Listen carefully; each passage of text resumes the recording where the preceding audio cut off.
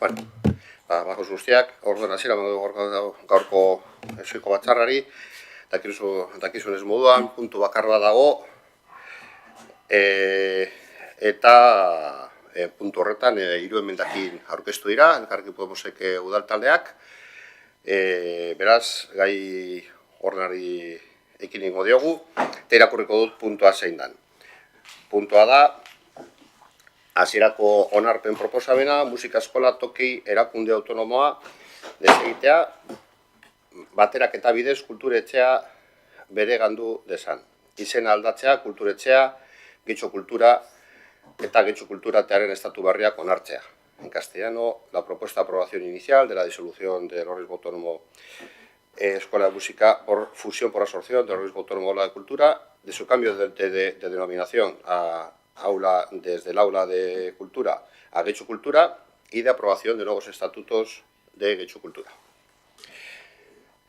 Lehen aipatu da moduan, hau daukagun puntu bakarra, proposamena badaukazue, onartua izan ziren Consejo Rektoretan, batzorde rektoretan, bai musika eskolan, bai kulturetxean, eta orduan, prozedura administratiboari bidea emateko, komisioa beharrezkoa da, eta gero osoko bilkura aurkeztuko da, hemen onartua bada. Elkarrekin Podemosei emango diot hitza, bere emendakinak azaltzeko edo aurkezteko. Saber Benito, ez? Vale, eskerrik asko eta egun on guztioi. Bueno, hemos presentado 3 enmiendas, 2 son similares a las que presentamos al Consejo Rector y una sería nueva.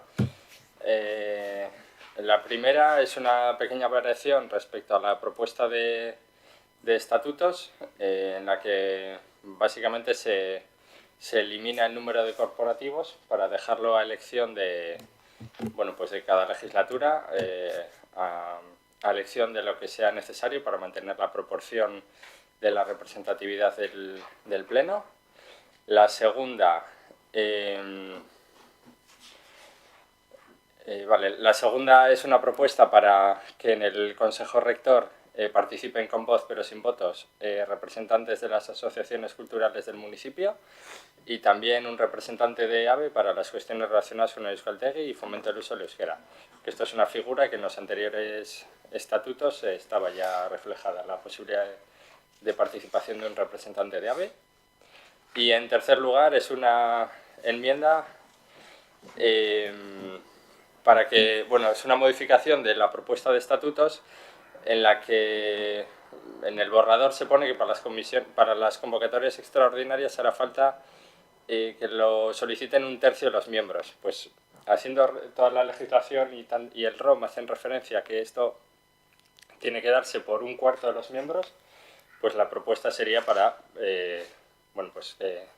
las sesiones extraordinarias se ajusten a lo determinado por la legislación y no ese 1/3 que entendemos que es más restrictivo aún, sin ningún motivo, a la participación de los grupos políticos en el Consejo Rector.